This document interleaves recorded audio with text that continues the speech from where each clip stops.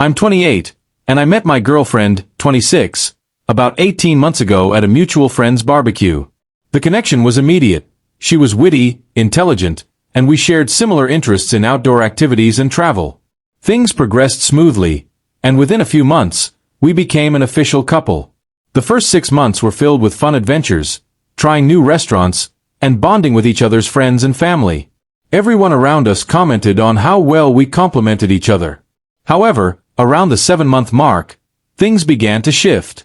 At first, it was subtle. Just an occasional comment about her ex and how he used to handle certain situations. I didn't think much of it at first. After all, people sometimes mention past relationships. But then the comparisons became more frequent and more specific, each time a little more detailed than the last. One evening during dinner, she casually mentioned how her ex always knew exactly which wine to pair with each dish. Another time, while planning a weekend getaway, she fondly remembered how her ex would meticulously create detailed itineraries weeks in advance. Even during the simplest moments, like watching TV together, she would slip in comments such as, "My ex had this amazing way of giving shoulder massages while we watched movies."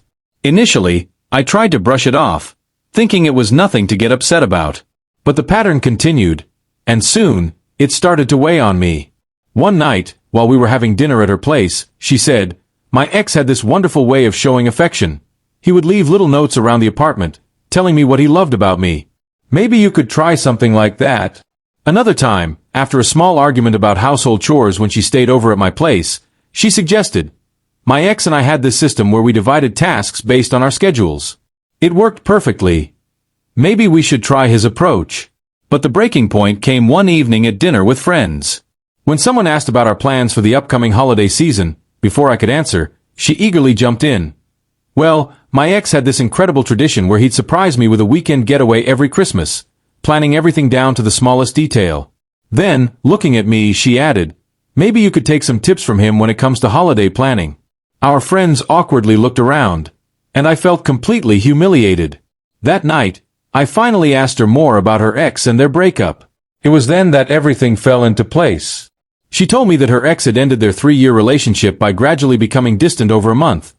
And then, one evening, took her to their favorite restaurant where he calmly explained that he had outgrown the relationship and needed to move on. According to her, it was the most mature and considerate breakup she had ever experienced. The way she described him, almost with admiration and a touch of lingering attachment, made me realize 2 things. She wasn't truly over him, and she was subconsciously trying to mold me into his image. What struck me the most was how she kept praising his method of breaking up with her, calling it respectful and thoughtful. I made a decision at that point, to give her exactly what she seemed to want, a breakup, just like the one her ex had given her. Over the next few weeks, I carefully planned every detail, making sure to mirror his approach as closely as possible. I started to distance myself subtly, nothing obvious, but enough to make a noticeable difference. I maintained our routine but with small changes. Finally, I made a reservation at the upscale French restaurant we had discovered together a few months into our relationship. I chose a Thursday evening, just like her ex had done, and even dressed in the same way she had once mentioned he would dress for special occasions. The evening arrived, and everything fell into place perfectly. The weather was mild, the restaurant was busy enough to have a pleasant ambience but not overcrowded, and we were seated at a quiet corner table. She was in a good mood, having just received a promotion at work. As we settled in, she began excitedly telling me how her ex had celebrated her last promotion with a surprise party. At that moment, I knew I had made the right decision, and everything she had done up to this point only reinforced my choice. I let her finish recounting her story, then I leaned back with a calm smile and said, "You know, all these months of hearing about your ex have been incredibly enlightening." She looked at me, surprised, probably because I had never directly addressed her stories about him in this way before. "What do you mean?" she asked, her voice slightly trembling with curiosity. "Well," I began, maintaining the composed tone that she had so often admired in her ex, "I've learned a lot about what you value in a relationship. It's helped me understand exactly what needs to be done." Her eyes lit up, and I could see the hopeful expectation in her face, thinking this was leading to some grand gesture where I would promise to emulate her ex, the perfect man in her eyes. "That's so mature of you to take it that way," she said. "I always thought if you could just learn from some of his approaches." "I have learned," I interrupted smoothly, not missing a beat. "I've learned that you're not over him." I've learned that you're trying to recreate your relationship with him through me. And most importantly, I've learned exactly how to end this relationship in a way you'll appreciate. Her face drained of color as realization set in. Her expression shifted from confusion to dread.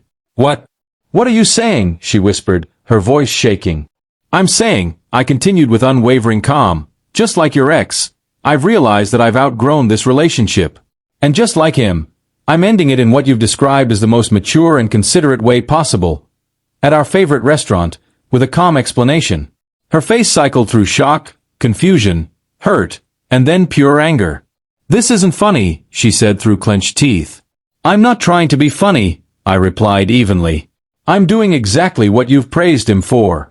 Breaking up with someone at their favorite spot, after some gentle distance, with a calm, rational explanation. Isn't this what you've always called the perfect way to end things? She gripped her wine glass so tightly that I thought it might shatter. You're breaking up with me because I talked about my ex, she accused, her voice barely above a whisper. No, I said, shaking my head. I'm breaking up with you because you're still very much attached to your ex. You've spent our entire relationship trying to turn me into him. The constant comparisons, the suggestions on how he would handle things, the endless stories of his perfect qualities. It's not healthy for either of us. That's not fair, she protested, her eyes welling up with tears. I was just trying to help our relationship grow. He had some really good. See?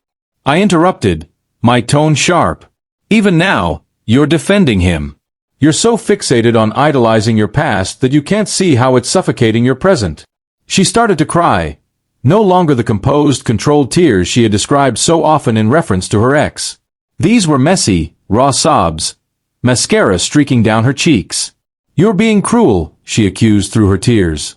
Actually, I said, my voice unwavering, I'm being exactly what you wanted. Methodical. Direct. Just like your ex, isn't this the mature approach you've always praised? This is completely different. She snapped, her voice rising in pitch, the hurt in her tone unmistakable. You can't be serious. How is it different? I asked, raising an eyebrow. Because it's happening to you now, instead of something you can romanticize in hindsight? She shifted tactics, trying to salvage something from the wreckage. All couples have issues they need to work through, she said, desperate. We can fix this. Maybe we could try couples counseling? Did you and your ex try couples counseling? I asked, already knowing the answer. No, but... I'll pass, I said, cutting her off. I wouldn't want to deviate from the perfect breakup model you've been advocating for. The waitress, sensing the tension, approached our table but quickly retreated when she saw the storm brewing. My ex grabbed her purse and stood up abruptly. You planned this whole thing just to hurt me, she accused, her voice trembling with indignation. No, I replied calmly, I planned it to give you exactly what you've been asking for. I even made sure to pick Thursday night, just like he did. I'm wearing the kind of outfit you mentioned he wore for serious occasions. I chose a nice restaurant, just like he did. I'm being calm and rational, just like he was. I'm giving you the perfect breakup experience you've described so many times. The only difference is that this time, you're the one experiencing it instead of romanticizing it from a distance. She stormed out of the restaurant, but that wasn't the end of it. Over the next few weeks, her behavior confirmed why her ex had taken such a calculated approach to ending things with her. First, she began showing up at my apartment unannounced. The first time she did, I didn't even open the door fully, keeping the security chain in place. Your ex probably didn't appreciate unexpected visits either, I said, looking her straight in the eye. Wasn't that one of his boundaries you kept mentioning? She left, but not without warning me that we weren't finished talking about this. Then came the item hostage situation. She texted me, claiming she had found some of my belongings at her place, including my grandfather's vintage watch. I vividly recall the night I left my belongings on the nightstand, fully aware that she was determined to orchestrate some sort of reconciliation. She insisted that we meet in person, preaching about the maturity of face-to-face conversations. The irony of her trying to manipulate a situation while lecturing about maturity was not lost on me. In response, I texted her, interesting. I've been tracking the locations of my valuables ever since you started comparing me to your ex. I have dated photos of my watch at my apartment. Would you like me to involve the police in retrieving my lost items? The next day, my watch mysteriously appeared in my mailbox. But her most audacious move occurred at a dinner party hosted by a mutual friend. She had somehow convinced them to invite both of us, without informing me that she would be there. She arrived with a folder full of printed photos and screenshots of our time together, alongside a PowerPoint presentation. Yes, you read that right. She attempted to stage what she called a relationship intervention, with an entire schedule prepared for how we would supposedly rebuild our connection. She even outlined mandatory daily phone calls and weekly date nights, suggesting I follow her ex's best practices. The sight of our friends sitting in stunned silence was almost as comical as her presentation. She seemed to think that, with an audience, I would either cave to her plan or appear unreasonable. But instead, I calmly pulled out my phone and played a recording from our last dinner together. In the clip, she spent 10 minutes explaining how her ex's method of breaking up was the epitome of maturity. I then queued up several other recordings where she had praised his breakup approach, followed by a long string of comparisons between me and him. Since you're so fond of presentations, I said, here's some evidence of why this relationship ended. Now, would you like to explain to everyone why it's mature and considerate when he does it, but unacceptable when I follow the same approach? Her face flushed with embarrassment as she stormed out in tears, but this was far from the end. A week later, she staged what I can only describe as a bizarre reenactment of our relationship. She booked the exact table at the French restaurant where I had broken up with her and convinced our mutual friends to join her for a group dinner. When I arrived, there she was, wearing the same dress from our first date, with a slideshow ready on her tablet. She compared our relationship timeline to her previous relationships, highlighting successful milestones. Without a word, I turned around and left, but she followed me to the parking lot, insisting that I wasn't adhering to the proper relationship resolution protocol her ex had established. According to her, I was supposed to give her 3 chances to fix things, just like her ex had done before their final breakup. Her next stunt was even more unbelievable. She contacted my sister through social media, trying to convince her to arrange a chance encounter at our family's annual barbecue. She even sent my sister a detailed document titled, "Why Your Brother Needs to Follow the Proven Breakup Recovery Steps." My sister, who had heard enough about her antics, blocked her and sent me screenshots of their conversation. Things escalated further when she somehow obtained my email and added me to a shared calendar invite series titled Relationship Restoration Timeline. The series included daily reflection sessions and weekly improvement meetings for the next 6 months, each complete with detailed agendas comparing her ex's conflict resolution methods to our situation. I responded by setting up an email filter to automatically decline all her invites with a message. "Sorry, I'm busy taking tips from your ex on how to maintain boundaries post-breakup." Then, she showed up at my gym, a place she'd never been before. She clearly signed up just to stage another accidental encounter. As I was running on the treadmill, she approached me with yet another folder, this time filled with relationship improvement strategies based on her ex's workout routines. She claimed that couples who sweat together have better bonding. I stopped my workout, looked her in the eye, and said, loud enough for others to hear, "You know what I've learned from all your stories about your ex? That he was right to end things with someone who can't respect boundaries. I'm calling gym management now to report harassment. My next call will be to discuss a restraining order.